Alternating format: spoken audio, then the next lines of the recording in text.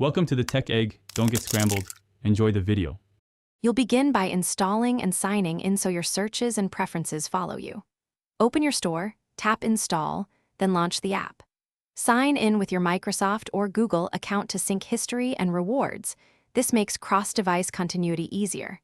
Allow the microphone for voice queries and location for nearby results because those permissions enable richer answers. Once done, glance at settings to confirm theme and language. That gives you a ready workspace to start searching efficiently. Now you'll run searches and use the built-in tools to refine results. Type a natural question or tap the mic for voice input. You can also use the camera to search images or text.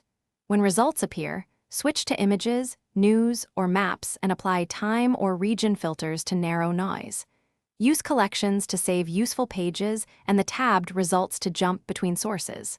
If you need deeper context, open the chat or AI pane for follow-up questions and step-by-step answers. To finish, customize settings so your experience stays reliable and private. Open settings to set safe search level, sync, and notification preferences, and enable reading or voice options you prefer. If the app slows or crashes, clear cache or app data and restart. Make sure the app is updated from the store because updates fix bugs. If problems continue, send feedback through the app or reinstall after backing up saved collections. That usually resolves persistent issues and keeps the app working smoothly. Thanks for watching. Consider subscribing if I helped unscramble your problems.